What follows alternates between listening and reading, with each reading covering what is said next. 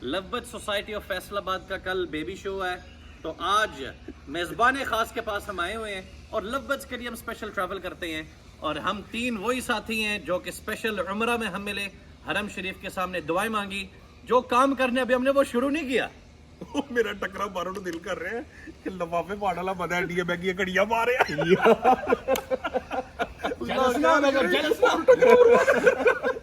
इस वीडियो की रिकॉर्डिंग के दौरान ऑडियो माइक्स काम नहीं की, तो बहुत ज़्यादा डिस्टॉर्शन थी, आवाज़ समझ नहीं आ रही। मैं हारिस भाई से 2 सवाल पूछने गया। पहला सवाल आपको सुनाता हूँ और उसका जवाब। पहला सवाल मैंने ये पूछा, हारिस भाई हमने आज से 3-4 महीने पहले वीडियो बनाई कि एल्बाइनो रेड आई एक्सपोर्ट होगा और उसका ऑर्डर भी है और लोग इंतज़ार में हैं कि जब मौसम बेहतर हो तो वो इसको एक्सपोर्ट करेंगे। और आपने कहा था कि बर्ड तकरीबन 10,000 रुपये के इर्द गिर्द होना चाहिए, तो फिर ये रेट्स कम क्यों हुए? मुख्तसरन उन्होंने जवाब ये दिया कि एक्सपोर्टर ने जब माल मुल्क से बाहर भेजना है तो उसकी एक मखसूस क्वांटिटी होती है जिसका इनको एक कोटा मिलता है। कभी 300 बर्ड, कभी 400 बर्ड, कभी 500 बर्ड, इस तरह 25,000, 30,000, 35,000 बर्ड्स नहीं जाते। कई लोगों को तो पता नहीं होता एक्सपोर्ट के बारे में। तो एक शिपमेंट अगर टोटल 1200 बर्ड्स की हैं, उसमें फिंचेस भी जाएंगी, बजरिगस भी जाएंगे, कॉकटेल्स भी जाएंगे, तो लव बर्ड्स चंद सौ। अब जब हमारे लोकल अवाम फैंसियर्स को पता चलता है कि फलां फैंसियर के घर से बैठ गए, तो सबसे पहले जो ख़रीदारी हुई थी वो 8,000 रुपये के हिसाब से बाहर भेजने के लिए। हमारे साथ वाले दोस्त अहबाब क्या करते हैं, आपने 8 का लिया, अब अगली दफ़ा आपने मुझसे लेना है, भाईजान मैं आपको 7 में दूंगा। अगले वाले को खबर मिलती है कि वो 7 के हिसाब से देता, वो कहते हैं उससे ना लो, मैं आपको 6 का देता हूँ। जब उसको पता चलता यहाँ से माल जाने लगा, वो कहते हैं 6 का नहीं, अब मुझसे 5 का ले लो। यहाँ तक कि आपस में लोगों ने बेड़ा गारा कि एक दूसरे के हसद में आकर चंद हज़ार रुपए पे इसको ले आए। अब ये इम्पोर्टर ने नहीं किया, एक्सपोर्टर ने नहीं किया, ये आप लोगों ने किया। आपने आज से पहले कितने बर्ड्स एक्सपोर्ट करवाए? आज अगर मार्केट थोड़ी ठंडी हुई पड़ी है तो आप एक दूसरे को काटने के चक्करों में हो।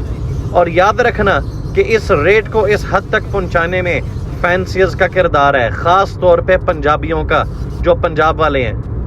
तो ये है ज़्यादातर वो बातें जो हारिस भाई ने मुझे बताई हैं, जो मुझे याद आ रही हैं। तो लिहाजा मैं आपको ये बात कहता चलूँ कि ये जितनी भी सूरत हाल है ये आपकी खुद पैदा की हुई है।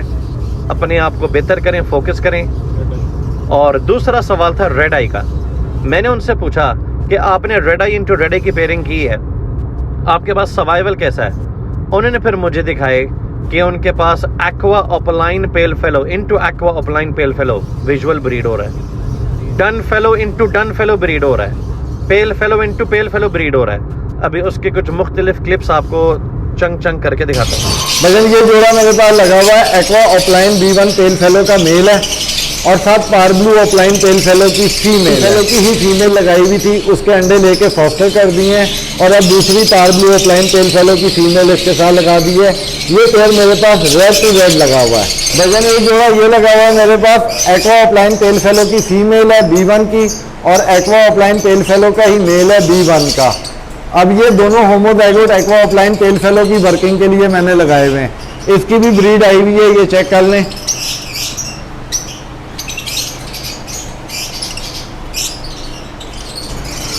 एक पेयर ये लगा हुआ है भाईजान, ये पारब्लू ओपलाइन डनफेलो का मेल है और इसके साथ एक्वा ब्लू टू ओपलाइन डनफेलो की फीमेल है। ये पेयर रेड टू रेड लगाया हुआ है डनफेलो ओपलाइन में। एक पेयर ये लगा हुआ है aqua opaline pale fallow into पारब्लू opaline pale fallow visual into visual. एक पेयर ये है, ये भी नेस्टिंग कर ही बैठा है।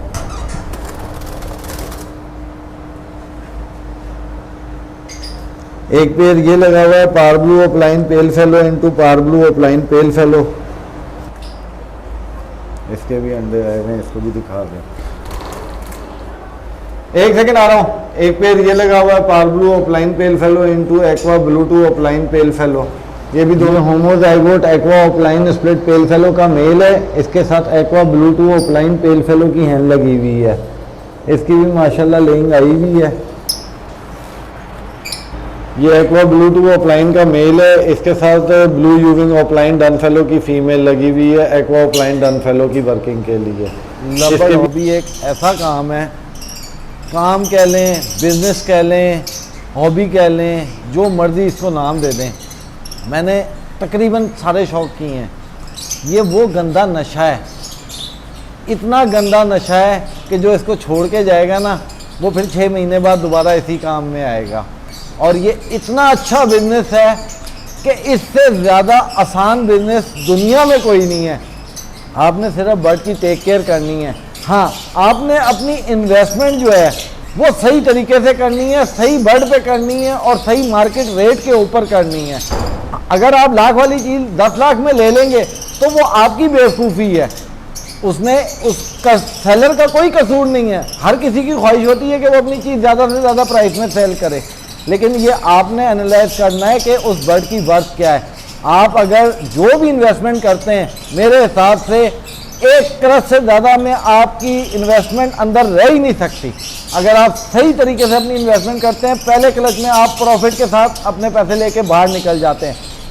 अब अगर आपने ब्रीड वो 1000 रुपये वाला बढ़ कराना है तो आप मकसद उसमें से 10 लाख की उम्मीद ना रखें, वो 1000 रुपये का ही है। अगर वो आपने 50,000 रुपये का लिया हुआ है तो इसमें आपका कसूर है, उसमें सिर्फ आपका कसूर है। आपने बगैर वर्किंग किए हुए, आपने जो वीडियो देखी है, आपने वो देखा कि हाँ यार ये शो स्टैंडर्ड का बर्ड है, और भाई शो स्टैंडर्ड के हिसाब से वो शो स्टैंडर्ड वालों का, जिनको 10-10 साल हो गए, उनका बर्ड बिकता है।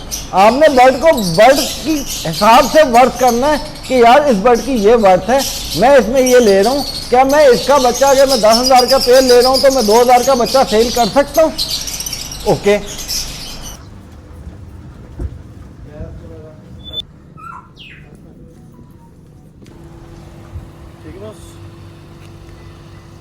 S2 ਇਹ ਸਟੇਨਲੈਸ ਸਟੀਲ ਦੇ ਵਿੱਚ ਕੁੱਕੜ ਬਣ ਕੇ ਬੱਕਰਾ ਬਣ ਕੇ ਉਹਨੂੰ ਧੋਈਦਾ, ਉਸ ਤੋਂ ਬਾਅਦ ਫਿਰ ਉਹਨੂੰ ਸਟੋਨ ਵਾਸ਼ ਕਰੀਦਾ, ਫਿਰ ਬਣਦਾ। और कल के इवेंट के अंदर ये जज है। ਹਾਂਜੀ, ਧਿਆਨ ਕਰਨਾ ਮੇਰਾ, ਜਿੰਨੇ ਵੀ ਜੱਜ ਨੇ ਨਾ ਧਿਆਨ ਕਰਨਾ, ਕਿਉਂਕਿ ਤੁਹਾਡੇ ਉੱਤੇ ਨਿਗਰਾਨੀ ਹੈ। तमाम जजा ਦੇ ਜੱਜ ਜਿਹੜੇ ਨੇ ਇਰਫਾਨ ਚੌਧਰੀ ਸਾਹਿਬ ਨੇ। ਹਾਂ, ਉੱਤੇ ਖਲੋਵਾਂਗੇ ਅਸੀਂ, ਵੇਖਾਂਗੇ ਰੋਟੀ ਕਿੰਨੀ ਖਾਂਦੇ। ਅੱਛਾ, S2